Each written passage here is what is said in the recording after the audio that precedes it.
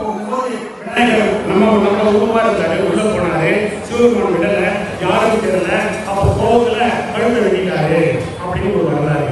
கழுத்து வெட்டோடனே வடக்கு பக்கம் என்ன சொல்லியிருந்தாலும் அதை வெட்டி கொடுக்குவாங்க. யானை பழத்துக்கு வடக்கு பக்கம் தலைமைச்சு அதை வெட்டி கொடுத்து ஒட்டதாக வரலாறு. இது ஒரு பக்கம். இதெல்லாம் வரலாறு சொல்றாங்க. ராமலிங்க சுவாமி என்ன சொல்றாங்கன்னாக்கா இதெல்லாம் மக்களுக்காக சொல்றது. இன்னொன்னு வடநாட்டு பக்கம் போயிட்டீங்கன்னாக்கா எங்க பக்கம் வடநாட்டு பக்கம்னா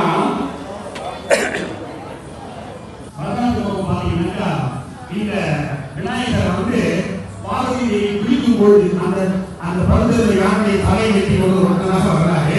அதனால வடக்கு பக்கம் தலைவசப்படுத்தாது நம்ம பெரியவங்க சொல்லியிருக்காங்க. வடக்கு பக்கம் காமசக்தி உண்டு. அதனால காமசக்தினால ஈர்ப்பு சக்தினால வடக்கு பக்கம் தலைவசப்படக்கூடாது. மீதி எல்லா விஷயமும் வடக்கு சாப்பிடலாம். வடக்கு பக்கம் சாப்பிடக்கூடாது. வடக்கு சாப்பிட்டா வியாதி வரும். கிழக்கு மேற்கு பேருக்கு வரைக்கும் சாப்பிடலாம். அதனால அப்படி சாப்பிடக்கூடிய இடம் அந்த சாஸ்திரங்கள் நம்ம சொல்லியிருக்குது. அதனால வடநாட்டில் என்ன சொல்லுவாங்கன்னாக்கா இவரு பார்வதியை பிடிக்க போனாங்க. உடம்புல இருக்க அழுக்கெல்லாம் எடுத்து உருட்டி ஒரு விநாயகர் ஆக்கி கொண்டு வருவதாக வடநாட்டு பக்கம் வரலாறு. ஏன்னா நாங்கள் சேர்த்து நாங்கள் வந்து மார்வாடி நாடு அந்த எங்கள் பக்கம்லாம் என்ன சொல்லுவாங்க, மேல் கேட்க பணாக்கிறதுக்கு விஷயங்கள்லாம் கணபதி அப்படின்வாங்க. அதனால அப்படி கணபதி வருவதாக பிள்ளைகள் வடநாட்டு பக்கம் சொல்றாங்க. ஆனால் தமிழ்நாட்டில் மட்டும்தான் நமது வியாசபெருமான் மக்கள் வரலாறு இவங்கெல்லாம் தொப்புள் கொடியிலிருந்து வந்தவர் வரலாறு.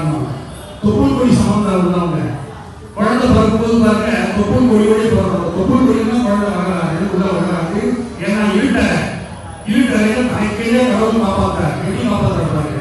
நாமெல்லாம் வெளியில வந்து உட்காந்து வீட்டுக்கார சம்பாதிக்கலையே, நம்ம வீட்டுக்கார சர்க்கரை சேர்த்து வைக்கிறா இல்லையா, நாம வீட்டில் எவ்வளவு சேர்த்து வச்சப்போ என்ன ஏற்று சொல்லி வச்சுட்டே வரும்.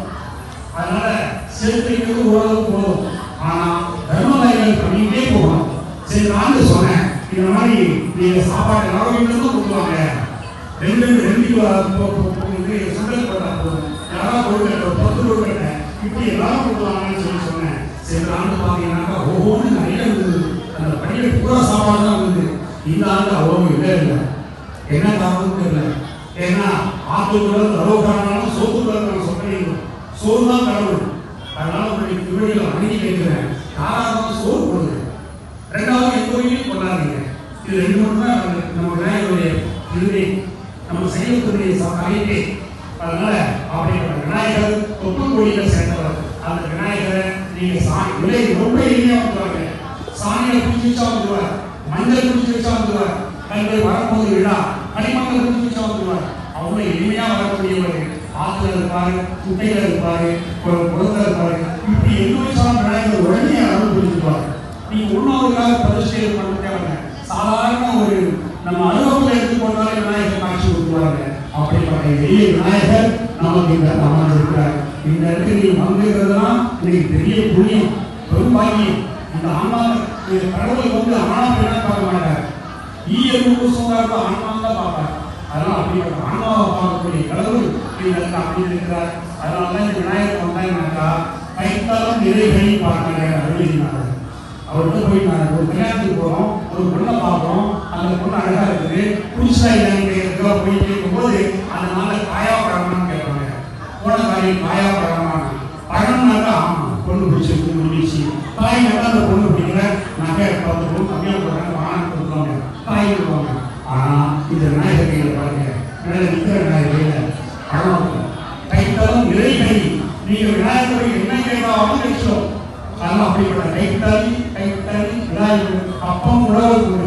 அப்பம்னாக்கா நீங்க ஈரமான அப்பத்தை செஞ்சு வெயில போட்டு எண்ணெயில போட்ட உடனே வெயில அது மேலே ஆடி ஆடி நிற்கும்.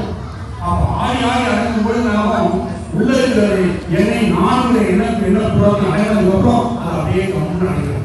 அது போல நமக்கு இளமை காலங்கள்ல எனக்கு இது வேணும் அது வேணும் ஆசாபாசங்கள் வரும். ஒரு குறிப்பிட்ட காலங்கள் வந்துட்டாலே அது ஒரு அப்படியே அடக்கி கொள்வது உத்தமமானது. அதுபோல நம்முடைய விநாயகர் வந்து அச்சபாகத்துல அதாவது முப்புறம் எரித்த பெருமானையும் பாடுவார். முப்புறம்னாக்கா அச்சபாகம். அச்சபாகத்துல சிவபெருமான் என்ற திருமுறை எரிக்கிறது வர.